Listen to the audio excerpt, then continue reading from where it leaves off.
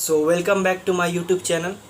तो आज सबसे पहले आपको तहे दिल से आज़ादी के 75 साल के हार्दिक शुभकामनाएं और 76वें आज़ादी के स्वतंत्रता दिवस की हार्दिक शुभकामनाएं। So wish you grant and happy independent of 75 years of our country independence and 76th independence of our country. तो ये तो हुआ, और कुछ अन्य भक्त भी हैं जिनके लिए देश 2014 में आज़ाद हुआ है, तो उनके लिए ये 9वीं इंडिपेंडेंट है, आप समझ सकते हैं। ठीक है, तो आज हम बात करने वाले हैं अपने तिरंगे के बारे में।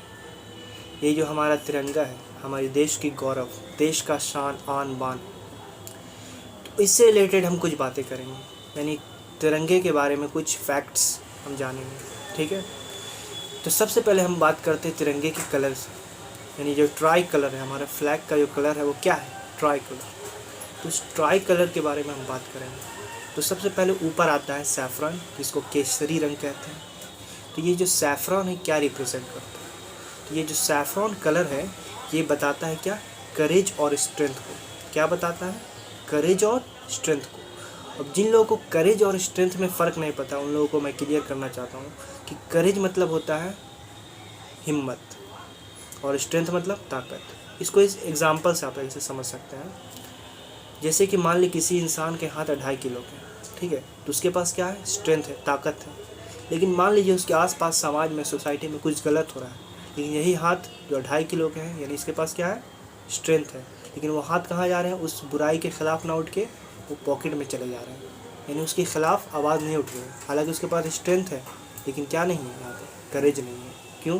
क्योंकि जुल्म के ख़िलाफ़ यानी बुराई के ख़िलाफ़ लड़ने की ताकत नहीं है, हिम्मत नहीं है। ठीक है, तो ताकत मतलब हुआ स्ट्रेंथ, और किसी चीज़ के ख़िलाफ़ यानी बुराई के ख़िलाफ़ खड़े होने की, डट के खड़े होने की जो हिम्मत होती है, यानी हिम्मत को कहते हैं करेज। आई होप करेज और स्ट्रेंथ में आपको फ़र्क पता चला हो। तो ये है हमारा जो देश का सबसे ऊपर का जो कलर है, ट्राई कलर में से फर्स्ट कलर है सैफरन यानी केसरी। वो क्या बताता है, करेज और स्ट्रेंथ को बताता है। ठीक है, जो हमारे फ्रीडम फाइटर्स ने दिखाए थे, उनके पास स्ट्रेंथ भी था और करेज भी था।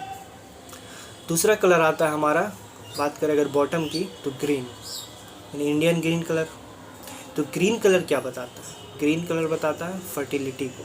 किसको बताता है, फर्टिलिटी को बताता है। फर्टिलिटी यानी फर्टिलिटी की जब बात आए, किसान की बात ना, ऐसा हो नहीं सकता। यानी हरियाली को बताता है। किसको बताता है, हरियाली को, यानी हमारे देश की उपजाऊ को बताता है।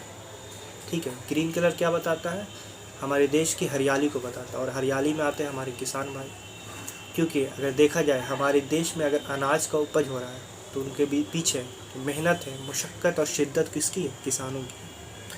तो याद रखना, जब भी आपके थाली में अगर खाना आता है, तो किसको याद रखना, किसानों को याद करना, जो मेहनत और जो दिन रात हार्ड वर्क करके उन्होंने जो हमारे लिए उपजाऊ देश के ज़मीन को ये इस तरह की फर्टिलिटी बनाई है, यानी फर्टाइल बनाया है ना, तो उनके योगदान को याद रखना। तो ये हमारे देश के जो ग्रीन कलर क्या बताता है, ग्रोथ, ये फर्टिलिटी को बताता है।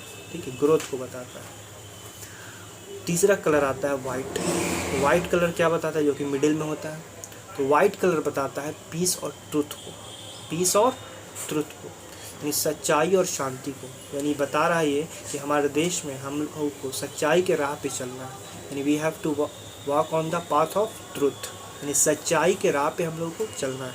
ठीक है, और दूसरा पीस, यानी देश में सभी लोगों के बीच, टू स्प्रेड द पीस, यानी शांति लोगों के बीच में फैलानी है, among the people of India, यानी देश में शांति फैलानी और सच्चाई के राह पे चलना है, चाहे इस रास्ते में कितनी भी रुकावट है, हमें इस रास्ते को नहीं छोड़ना। तो ये वाइट कलर क्या बता रहा, पीस एंड ट्रुथ को बताता है। और उस वाइट कलर के बीच में एक रहता है अशोक चक्र, देखा होगा आप लोगों ने। ठीक है, अशोक चक्र क्या बताता है, अशोक चक्र बताता है मूवमेंट को, यानी हमारे देश प्रगति कर रहा है, यानी हर साल हमारे देश में क्या हो रही, प्रगति हो रही। यानी इससे ये पता चल रहा है कि हमें आगे बढ़ना है, यानी रुकना नहीं है, पीछे की बातों को देख के दोहराना नहीं, गलतियों से सीखना है, और पीछे की बातों में उलझना नहीं है। जैसे कि बहुत से लोग अभी भी मतलब मुगलों में उलझे हुए हैं ना, नेहरू की गलतियों में उलझे हुए हैं। उससे क्या हो जाएगा, क्या ग्रोथ होगा, हमारे देश का ग्रोथ रुकेगा। तो हमें जो है ग्रोथ करना है, यानी आगे बढ़ना है। ठीक है, ये हो गया हमारे तिरंगे के बारे में। और किसी को नहीं पता, जो हमारे तिरंगा एक रेक्टेंगुलर शेप का है ना। मैथमेटिक्स में आप लोग जानते हैं रेक्टेंगुलर शेप, जो कि एक 4 साइडेड पॉलीगन। तो उसमें हम लोग जो देखते हैं तिरंगे में जो लेंथ और ब्रेथ 3:2 का होता है, ठीक है, 3:2 का, यानी 3:2 का लेंथ और ब्रेथ होता है, ठीक है। और कहा जाता है हमारा जो देश का फ्लैग है वो ओपन प्लेस में उसको फ्लैग होस्टिंग किया जाता है, यानी खुले जगह में, ऐसी जगह में नहीं जहाँ बंद हो, ठीक है। और हमारे देश का फ्लैग जो है फटा चूटा नहीं होना चाहिए, ऐसा नहीं सिला वगैरह होना चाहिए, एकदम कम्प्लीटली एकदम फ्रेश, नीट एंड क्लीन होना चाहिए, ठीक है। खुले जगह में इसको होस्ट किया जाता है। तो ये हो गया फ्लैग से रिलेटेड कुछ बातें फ्लैग के बारे में। अब हम बात करते हैं इस फ्लैग का मतलब थोड़ा सा हिस्ट्री जानते हैं, कैसे और किसने दिया था। तो सन 1921 में, यानी 1921 में कहा जाता है कि इस फ्लैग के बारे में पिंगली वेंकट, जो कि आंध्रा के, जो अभी प्रेजेंट विजयवाड़ा उसमें वहाँ के थे, तो उन्होंने इस फ्लैग दिया था। उसमें जो था 2 कलर को उन्होंने दर्शाया था, रेड और ग्रीन। ये रेड और ग्रीन बेसिकली जो है हमारे देश के हिंदू और मुस्लिम भाइयों को रिप्रेजेंट कर रहा था। तो उसमें गांधी जी ने कुछ बदलाव किए और वाइट कलर को भी उसमें जोड़ा ताकि अदर रिलीजन भी इसमें कंट्रीब्यूट कर सकें, ठीक है। तो ये था इस तरह से, मतलब 1921 में हमारे फ्लैग का कुछ स्ट्रक्चर था, जैसा कि आप देख सकते हैं। तो ये हुआ कुछ बात, और उसके बाद 1931 में कुछ चेंजेस आए, ठीक है।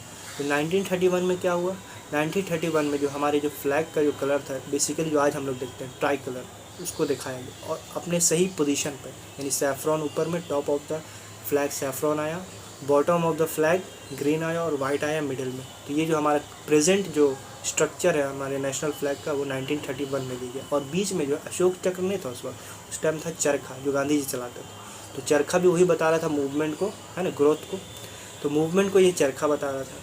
फिर जो है मेन जो असल जो हम लोग पूरी तरह से मतलब कह सकते हैं जो चेंजेस होके जो प्रेजेंटली हम लोग देख रहे हैं फ्लैग, वो हुआ 22 जुलाई 1947 में, ठीक है, 1947 22 जुलाई में यह हुआ पूरी तरह से चेंजेस जो हम लोग प्रेजेंटली देखते हैं। और हम लोगों ने, यानी हमारे जो फ्रीडम फाइटर थे वहाँ के लोग, यानी उस वक्त के, तो उन्होंने क्या किया, रिप्लेस किया चरखा को फ्रॉम द अशोक चक्र से चरखे को रिप्लेस किया। तो इस तरह से जो है हमारे देश का जो तिरंगा जो है प्रेजेंटली वजूद में आया, जो हम लोग अभी देखते हैं। तो ये थे तिरंगे से रिलेटेड कुछ बातें। और अंत में बस इतना ही कहना चाहूँगा, हर दिल में तिरंगा हो और हर घर में तिरंगा, तो दिल में ज़रूर होना चाहिए। तो आज के लिए इतना ही। आई होप आपको वीडियो ये इन्फॉर्मेबल लगा होगा। तो जय हिंद, जय भारत।